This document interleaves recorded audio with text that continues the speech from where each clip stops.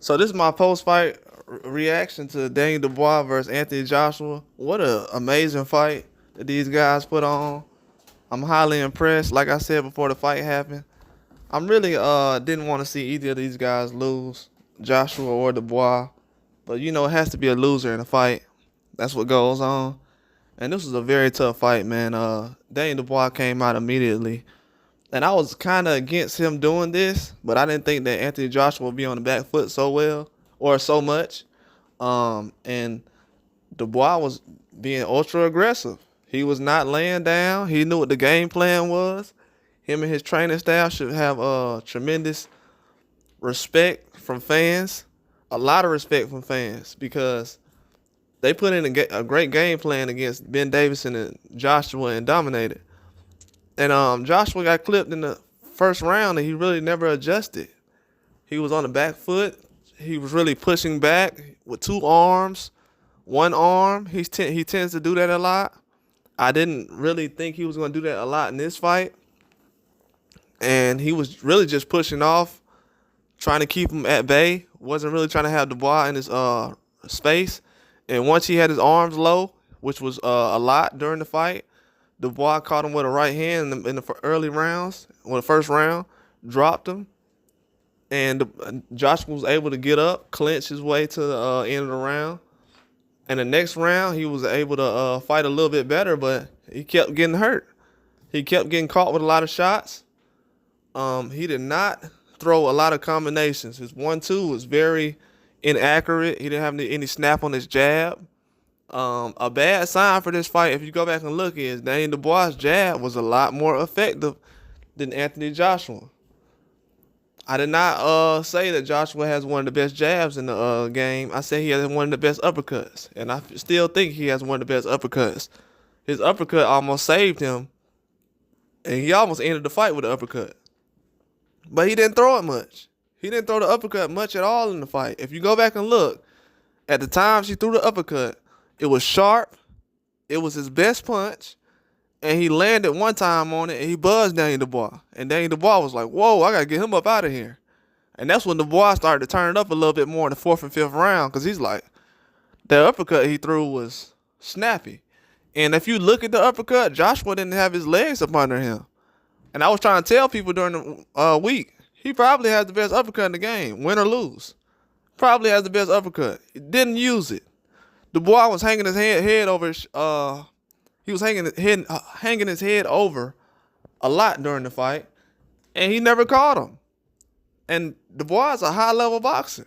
At this time right now, he's not really green as he was early on against Usyk, so he knows when to lay off and when to be aggressive. His instincts and IQ is starting to raise a little bit more. His hands and defense was a lot better than Joshua's. Who knew? Joshua's defense was very inaccurate. He was doing a lot of smart things in the fight to survive. He fought better when he was surviving off his instincts than he did when he was thinking so much. He was thinking a lot in this fight, way too much. And Dubois, he was fighting with no conscience. He was just freely fighting off just emotion and instincts. And Joshua was doing too much thinking. And that split second that he's thinking, he was able to get caught a lot in the fight, and it did a lot of damage to him, and he wasn't able to bounce back. Now, as I said before, a lot of people won't like when I say this. That referee, Marcus, what was it, McDonald? Brother, you got to go back to the drawing board, man. Why did you let this man get caught with 12 to 15 punches by Dubois on the ropes, off the ropes, after he put both of his hands on the ground after getting dropped? If Anthony Joshua puts both of his gloves on the ground and he weighs 250, 260 pounds, 260 pounds, pure muscle, that means that the brother is hurt. That means he's hurt. That don't mean that he's kind of hurt, that he's dazed, that was a mistake and he slipped. He's hurt. He's out on his feet. He put both gloves on the ground, caught a huge shot to the chin. As he was going down, and both his gloves hit the ground. He bounces back up. He He's a smart boxer, so he doesn't hear anything. He doesn't hear break. The referee's not jumping in. So he's still fighting for an advantage. He's still fighting them off of him. And he gets caught again and again. And Dubois ends up catching him and dropping him. If you go back and look, the man's hand was on the ground. Both of them. The gloves touched the ground. And the reason why I'm saying something about it now is because Stephen Fulton recently, when he said something about the Inoue fight, he said that, man, when I put my glove down and I got caught, it affected me and hurted me bad in this fight. It hurt me bad in this fight. Well, the same situation just happened in the Joshua fight. What is going on to where we can't really see that? And that people might say, well, he was already getting hurt, and it didn't really play a huge role. Well, imagine if Andrew Ruiz would have got caught by Joshua like that after Joshua knocked him down the first time in the first fight. He would have never had a chance to even knock Joshua down. So you got to think about the kind of shot that Andrew Ruiz would have actually been taking, and he would have never even made it to the rounds where he was able to get Joshua up out of there. So that's why I'm saying it plays a huge part, that little him getting hit. He's a defenseless fighter at that point. We gotta look at the fight is too big, and I'm not and I think that Daniel Dubois did an excellent job in the fight. But that needs to be said. I know nobody else will say it. I'm gonna say it. That needs to be looked at. Too many mistakes. It happened in the Cordina fight where dudes got hit after a break and he was never able to recover. Y'all got to do better with that, man. You really do. I know the referee probably has man, I ain't gonna get into it. You got to do better, man. But Daniel Dubois was an excellent fighter, man. Excellent fighter. The dude got heart. I'm glad he won. A lot of people call him a quitter. A lot of people talk about guys who got losses.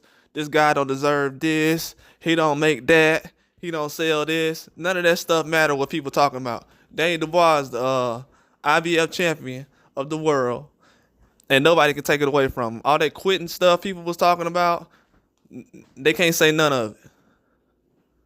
When it happens to your favorite fighter, call him a quitter. When it happens to another fighter, y'all sit up here and say quitter and this and this and this guy. Daniel Dubois is a young guy compared to these other heavyweights. He's one of the youngest.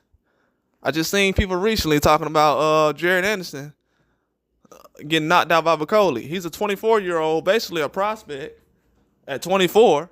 If he wasn't a prospect, that's even saying that's a bigger deal. 24 years old, got knocked out by a 31-year-old who's very seasoned, who's already had a tough loss in his career. I mean, it happens. So I just want to see, is everybody going to have the same kind of energy that they have for other fighters when they say, oh, this guy's done, and like Deontay Wilder's had tough fights. He's not fighting guys the same size as him. He's fighting guys 300 pounds and everything else. I just want people to know this heavyweight boxing stuff is real. It's dangerous. It's a hard sport.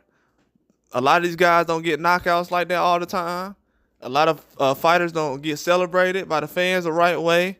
A lot of guys like Daniel Dubois, if he would have lost 3 or 4 fights in a row, if he would have lost to Hergovic, if he would have lost to Big Baby Miller, Usyk, and Joshua, a lot of people wouldn't even be talking about him right now. They'll say he needs to retire and he's done. People need to get those words out of people's mouths. When you see a guy lose a fight, you don't know what's going on in his life. Quit saying that guys are done. Quit saying it. Because once your favorite fighter loses, you're not going to be out here talking about he's done. You're going to be wishing that he can bounce back and everything else. So keep your emotions and feelings out of it and quit saying that guys are done. This is going to be a lesson for y'all. A lot of people call Daniel Dubois a quitter. Not even saying that he's done. He didn't even have a chance to be done because you said he quit. So think about that. He quit. They said the man quit. But Daniel Dubois is an excellent fighter, man. The dude bounced back. He showed what boxing is about. This guy, that's a person who can be a face of boxing. Bounces back after all these losses. Goes out there and fights like a real man. That's a face of boxing. That's somebody you can be proud of. All this other stuff that goes on in boxing, it's not a big deal. These guys ain't doing nothing out here. This is what boxing is about right here. Guys taking the tough fights. I'm very impressed. I'm very proud about how that fight went. And Dane Dubois, excellent. 5th round knockout. Joshua, he put him to sleep. Joshua dropped that hand. Hands was low the whole fight. He got caught, got put to sleep, man. It is what it is.